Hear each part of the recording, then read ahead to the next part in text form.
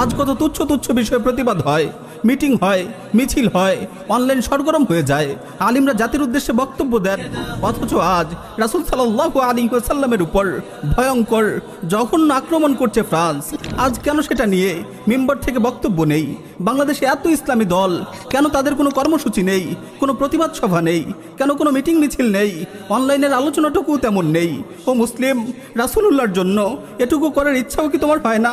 তুমি কেমন মুসলিম যে নবী তোমার জন্য চোখের পানি ঝরালেন, শরীরের রক্ত ঝরালেন, মুশরিকদের পাথরের আঘাতে জর্জরিত হলেন, তবুও তোমার জন্য দোয়া করে গেলেন, রিসালাতের দায়িত্ব পালন করে গেলেন, তার সম্মানে আঘাত আসলে তোমার চোখে কি পানি আসে না? তুমি কেমন মুসলিম?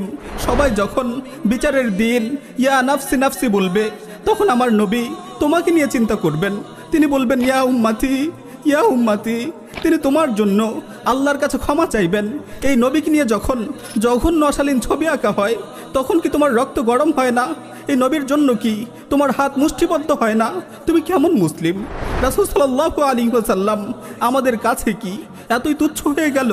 এত ইসলামী দল, এত সংগঠন, এত মাদ্রাসা, এত বক্তা, এত দায়ী, এসব কি কাজে আসবে যদি রাসূল সাল্লাল্লাহু আলাইহি ওয়াসাল্লামের অপমানে সবাই চুপ করে বসে থাকে?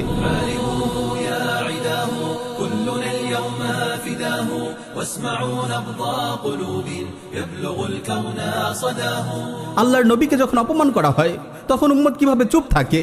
আমার নবীকে যখন আক্রমণ করা হয়, তখন আমি কিভাবে নিশ্চিন্তে ঘুমাই? এই জীবনের কি মূল্য?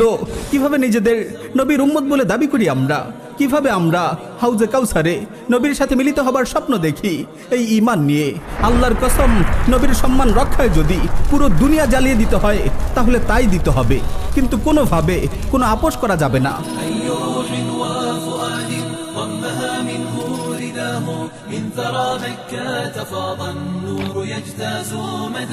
প্রিয় ভাই ও বোনেরা, আমরা ফরাসিদের জাহান্নামে পাঠাতে না পারলেও চুপচাপ বসে থাকবো না।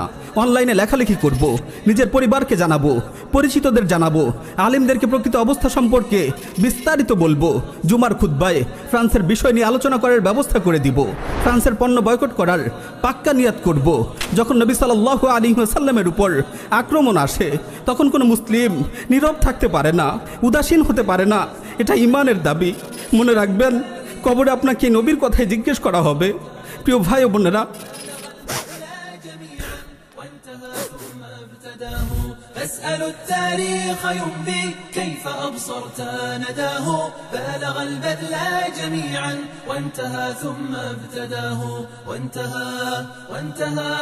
وانتهى ثم ابتداه। ফ্রান্স বাংলাদেশ থেকে অনেক দূরে, কিন্তু ফরাসি দূতাবাস দূরে না। ফ্রান্সের সরকার প্রধান ম্যাক্রন আপনার হাতের কাছে নেই, কিন্তু ফরাসি রাষ্ট্রদূত আছে। ফরাসি মিডিয়া আপনার হাতের কাছে নেই, কিন্তু ফরাসি প্রতিষ্ঠান আছে। এই ভূখণ্ডে কোনো মুসলিম কি নেই যে ফ্রান্সকে বুঝিয়ে দেবে যে যারা নবী করিম সাল্লাল্লাহু আলাইহি ওয়াসাল্লামকে আক্রমণ করবে, তারা দুনিয়ার কোথাও শান্তিতে থাকতে পারবে না?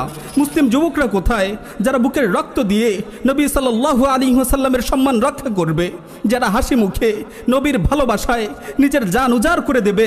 আল্লাহর কসম, যদি নবী সাল্লাল্লাহু আলাইহি ওয়াসাল্লামকে আক্রমণ করা হয় আর আমরা তা দেখার জন্য বেঁচে থাকি, তাহলে সেই জীবনের কোনো মূল্য নেই। আল্লাহর কসম, এমন জীবনের কোনো মূল্য নেই। আল্লাহর কসম, যদি নবী সাল্লাল্লাহু আলাইহি ওয়াসাল্লামকে আক্রমণ করা হয় আর আমরা তা দেখার জন্য বেঁচে থাকি, তাহলে সেই জীবনের কোনো মূল্য নেই। আল্লাহর কসম, এমন জীবনের কোনো মূল্য নেই।